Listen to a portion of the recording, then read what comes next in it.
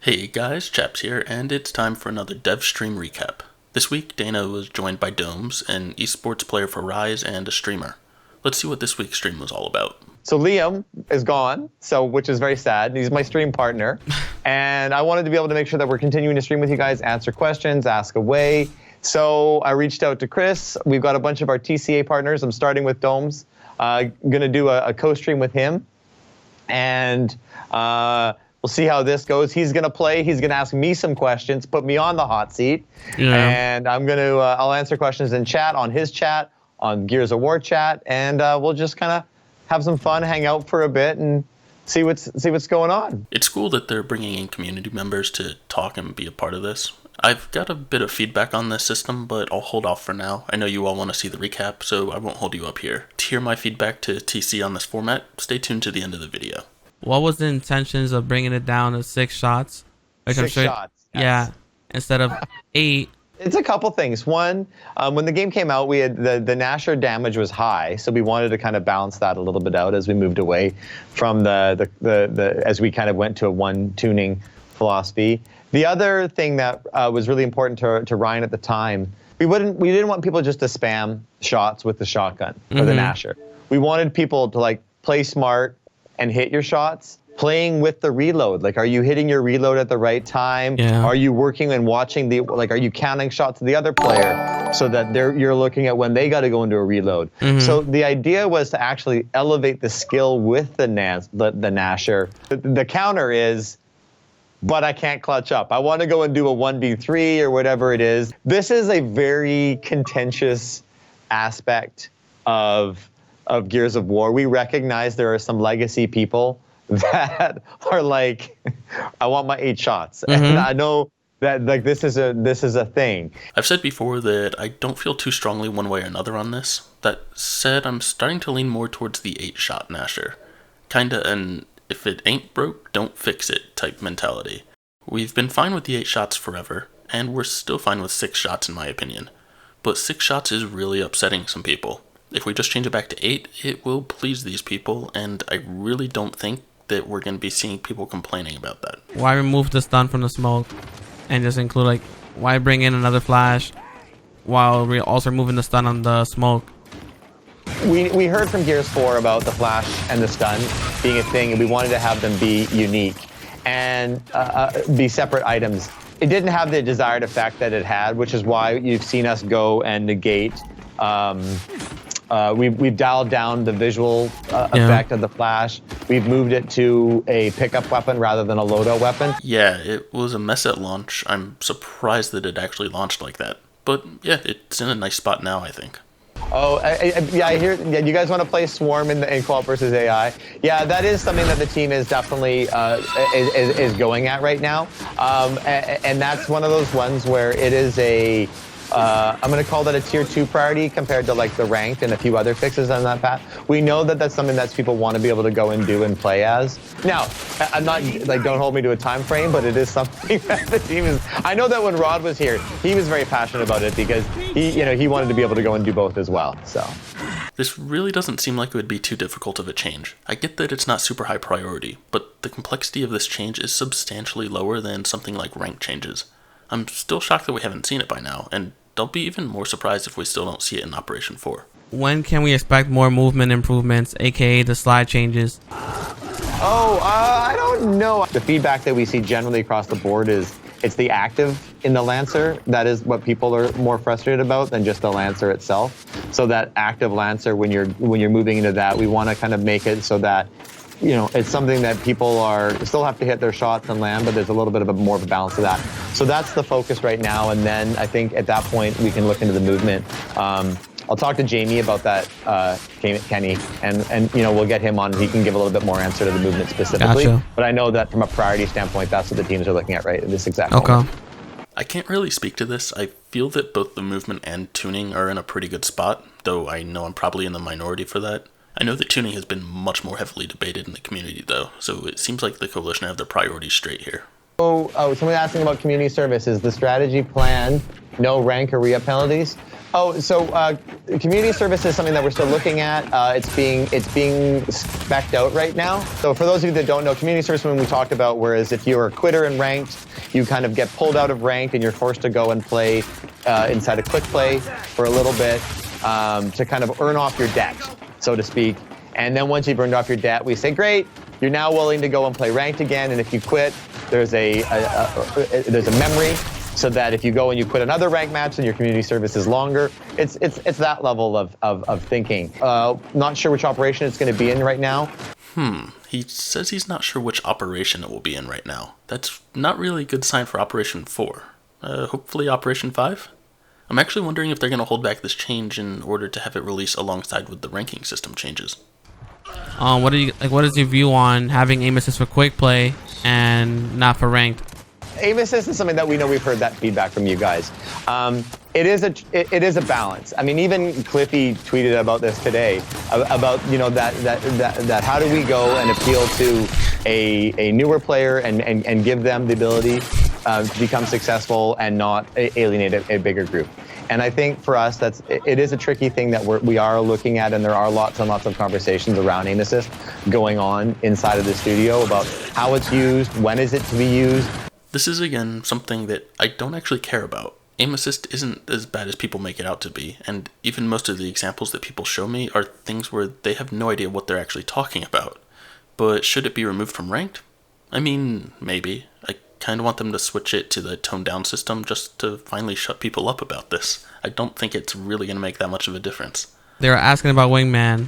I will say that right now the focus of the team is on a lot of the foundational issues. We're looking at how do we go and really get the game in a spot where everybody's enjoying playing and having a lot of fun, and then we can start looking at future modes and so on and so forth. Come on, people. Wingman would die within a month if they brought it back. I used to love the mode, but the population just isn't there.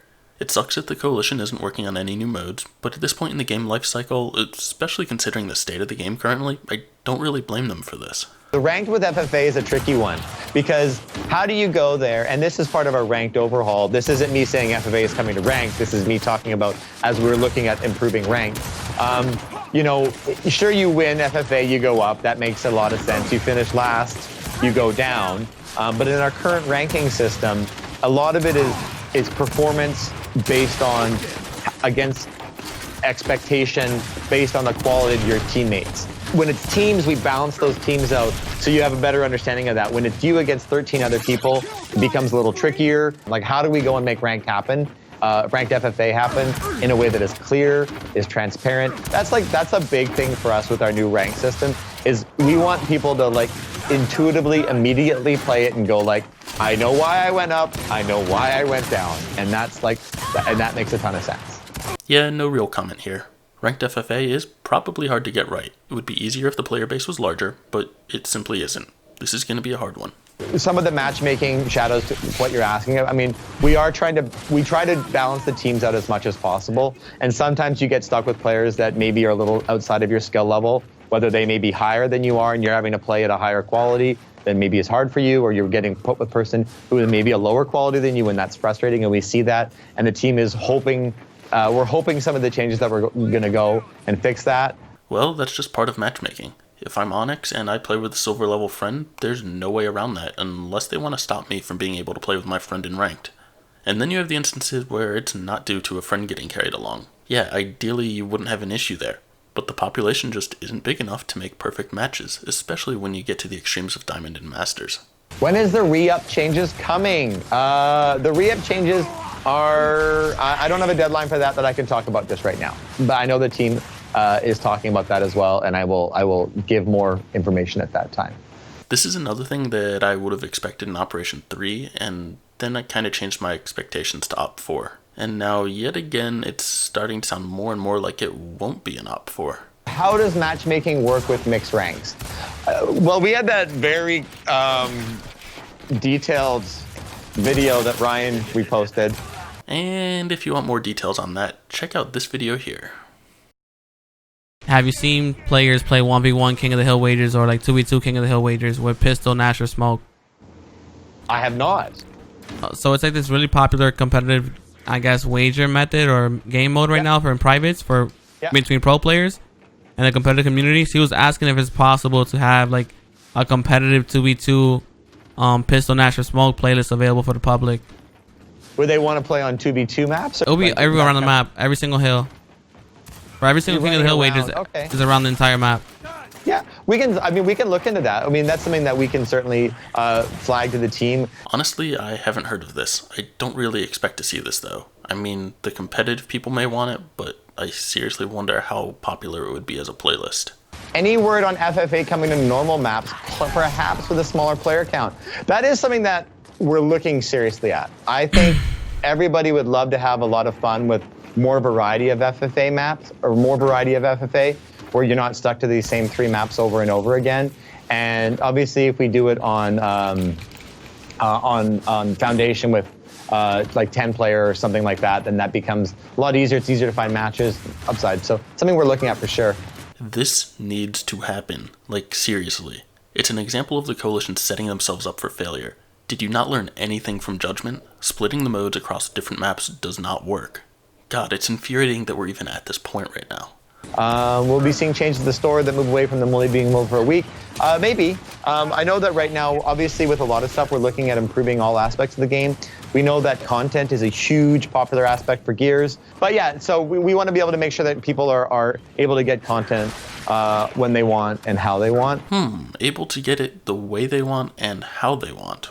Well, that's basically the opposite of how things are set up right now. Everything in the game except supply is limited by time. That itself goes against your when they want it statement. It's really sad that a game with so much potential has been overshadowed by the hate surrounding the cosmetic system. There's some pretty basic changes that would go a long way, and the Coalition really needs to show some initiative in changing this. It's something that they keep saying that they hear the feedback on, but I've yet to see them really engage in any discussion about it. I'm not optimistic that we'll be seeing any improvement on this front. Resend, ask your question again, man. I'm trying to answer questions as I can, but I can only read the ones that are coming through. So I'm answering questions that I read. Domez is asking me questions whenever he wants. Yeah, it's hard to read the chat constantly, but you know what? That's why the community has asked for some prepared questions. Remember when I used to organize the collection for the Rodcast and the dev streams at Epic? And yeah, even for the Coalition. It was nice, and I enjoyed it. People could submit their questions early, and even if they couldn't make it to the stream, they could still submit a question. I, or other people in the thread, could answer a majority of the repeat questions and avoid the filler. I could also organize the questions and get it in a nice consumable format. The developers then printed it out and had a list of prepared questions that they could look at ahead of time. Thus, it reduced the "let me check with the team on that" type of thing. Sure, you can still look at the chat, and you should look at the chat, but the prepared questions go a long way. On top of that, you have solutions like Slido or Idea Informer. Let people submit questions ahead of time during the stream. Fans can then see the list of questions and upvote or downvote as they see fit. The Coalition can work their way down the list, starting with the most popular ones. There's a lot of solutions, and all of them are more elegant than what we have now. Having a stream where the developers just go and they're basically hanging out with the fans, it seems like that's kind of what they're trying to do right now, and that's cool for an established game that's in a good spot. I would argue Gears isn't in a really great spot right now. Fans really want answers right now, so what we need is a more structured environment. What happened to this week's What's Up? There wasn't a lot of information. Right now the team is working on a lot of stuff, and we sat down and we looked at it, and other than those 2 little changes that happened today, which Domez is doing right now, he's playing FFA. He's playing the Nashor's FFA and customs, and we made a small change to the medals around, something that I could address in a tweet. I'm not going to put out a what's up if there's no information in there. The team is working on such big things right now that we're not going to be getting little updates along the way all of the time. So sometimes there's not going to be a what's up. Sometimes like this time, there may not be a what's up for 2 weeks in a row. If there's information, we want to give you guys that information. But because the team is working on big stuff, we may not get updates on a everyday or every week basis. Yep, if there's no info to share, no what's up. I agree with this. The hard part is this. We don't want to talk about something that we're working on until we have a better idea that it's actually going to make it into the game. Once we know it's going to make it into the game, then we're a little more easier to talk about it. Because there are times when we've talked about something. Community service is a great example. That was something that was brought up by Ryan like last year. and as a floated an idea. And it was just something that, like, as we've made a bunch of changes, that just got moved down the scope list. It's not something that we don't want to bring out there, and we are working on it. But at the same time, it becomes like there are times when if you talk about it too soon and we know it's not coming in a soon enough basis, then it becomes more a point of frustration rather than a point of excitement. Mm-hmm. I don't agree with this. I feel it would be beneficial for the coalition to discuss some things that they're not certain on yet. Sure, if something's brand new, leave it as a surprise. If it's something that they're looking at tweaking or improving, I totally think that they should discuss it early. Just be clear that it's an early idea or concept, and maybe even be explicit and say that if something were to happen, it wouldn't be for another 2 operations or so.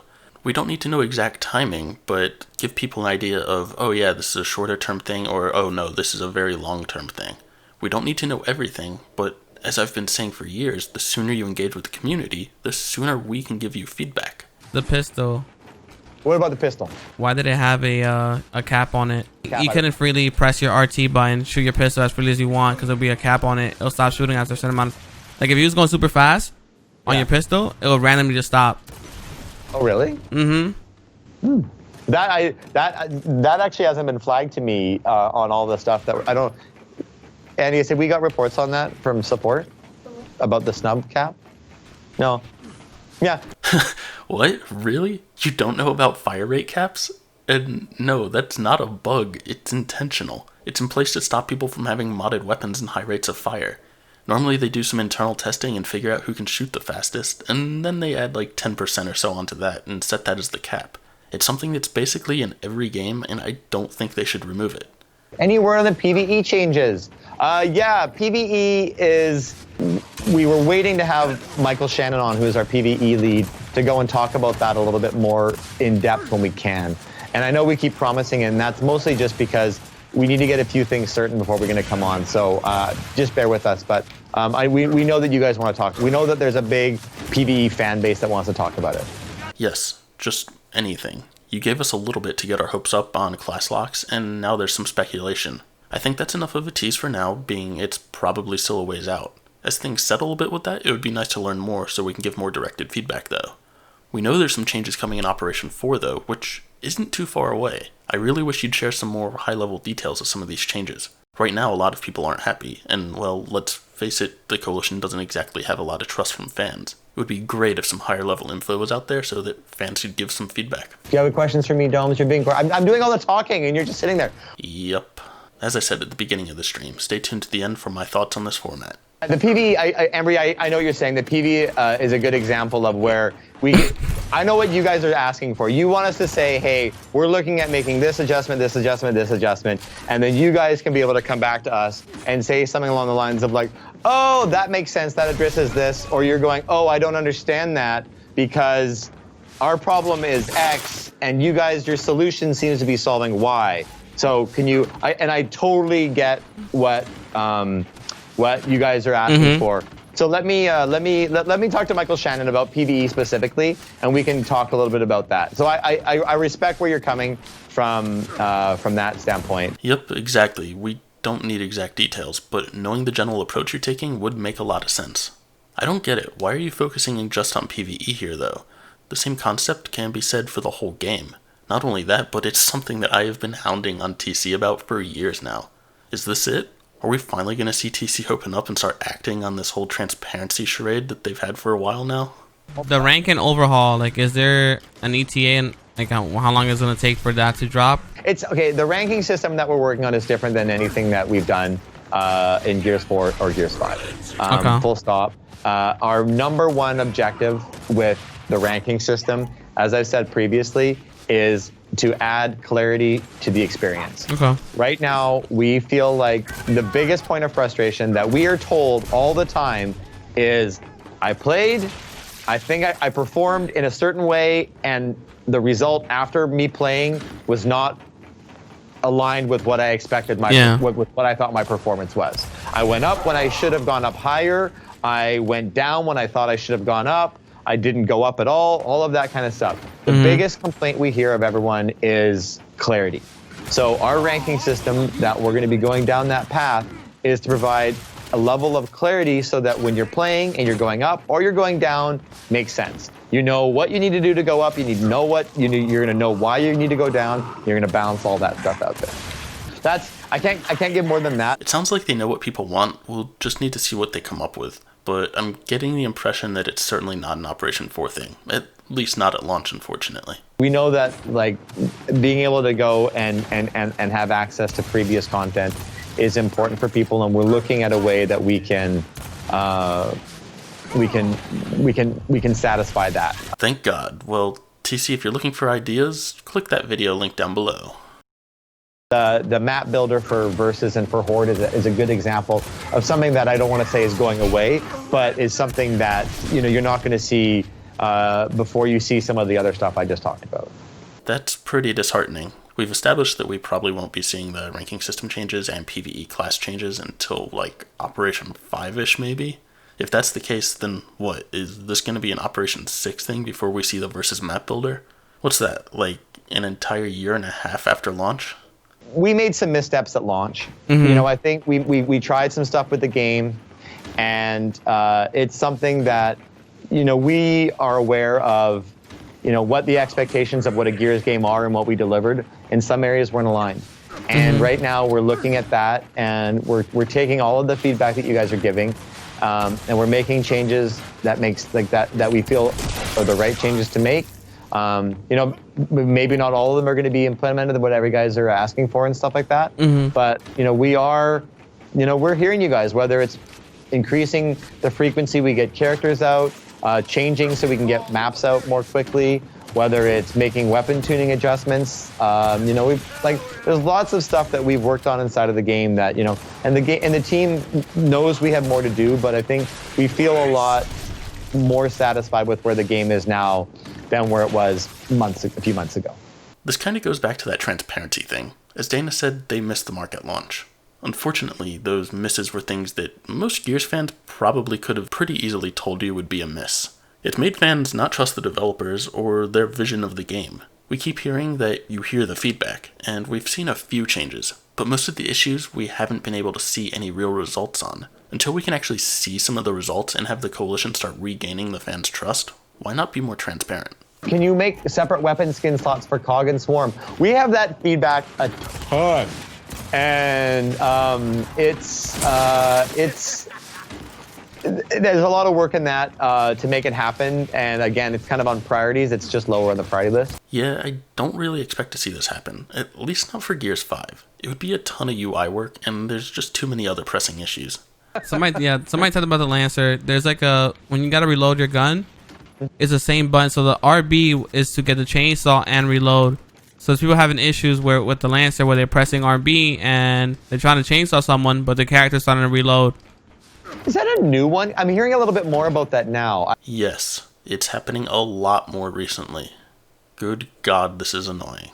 You think it's possible to make it where it's back to the original way of pressing B to get the chainsaw? I'm gonna, so Miles and Jamie, I'll flag that with them and see what they say. Yeah. No, I don't think it's possible because execute is also on B, so if you hold B to chainsaw, it's also the same thing as hold B to execute.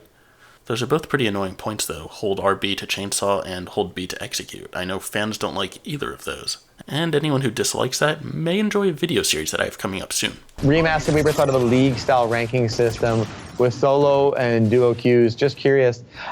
We have a little bit where we run into like solo queues. Again, it just becomes segmentation into player population. You can segment it down into smaller and smaller groups, which just makes matchmaking harder and harder. Sure, this would be cool, but yeah, player population just doesn't allow for this. And the developers use part of the campaign as a map. I talked a lot about this on Twitter yesterday with COG Couple. They did a YouTube video saying here's 5 locations that they think would be a good map for Versus. And there's a whole bunch of answers inside of that. Bottom line is, even though you play the campaign at 60 frames a second, those aren't optimized for Versus at 60 frames a second. Yeah. So there's a bunch of work that needs to go into making that happen. So we have to optimize that way. A lot of them aren't designed with PvP, with versus in mind specifically. So we have to put in cover. We got to think about lanes. We have to do custom design stuff.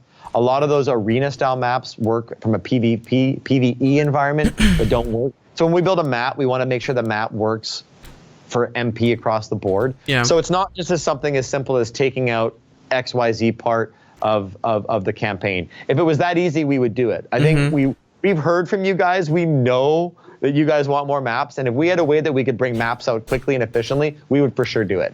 Some of the campaign spaces seem like they'd make cool maps. I imagine if we actually tried it, it wouldn't really flow too well though. Just because it's symmetrical doesn't mean that it would work well. Okay, so that about does it for the recap. So let's shift focus back to the format of this stream. First off, I think it should really shift back to a TC hosted thing, not some streamer's channel. Not only does this make it more consistent for fans going to the same place each week, but the coalition is now in control of the quality. This stream, for example, the audio was terrible.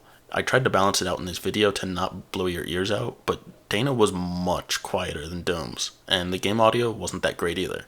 It also opens up for non-streaming community members to be involved. Well, that is if Dana ever opens up to interacting with the non-streamers. I have nothing against Domez, but I don't really think he was the ideal type of person to have on this stream. He's an esports player, and he has very different concerns than the majority of the viewers watching this type of stream. If you had Jamie or Jonathan Taylor on, or they could have a more detailed back and forth about weapon balancing and game modes and stuff, that would be one thing. But just having Dana and Domez there together wasn't really the ideal combination. The biggest thing you can gain by having a guest on like this is the back and forth. We saw this in a few instances, but for the most part, it was just Dana reading questions and answering. This goes back to the whole knowing your audience thing. Get someone that can speak better to the topics that fans are asking about. On that same note, just more discussion in general. Whoever the guest is in the future should come in with a huge list of prepared questions. Again, nothing against Domez, it just didn't seem like he and Dana were really prepared for this thing. So would I like to see this again? Yes, absolutely. I've been telling the coalition that they need to do this for years now. I just think there's a few key changes that are needed. 1, have the coalition host it. 2, have a prepared set of questions. And 3, just ensure that the guest that they have actually matches the audience or the topic at hand. If it's a multiplayer guest, then sure, have an esports person. If it's Michael Shannon, get a PvE player in there. And if it's just Dana, then bring in someone from the general community. So yeah, that basically covers everything this week. If you enjoyed this recap, be sure to drop this a like and subscribe so that you don't miss our future content. Thanks for watching everyone, and I will catch you next time.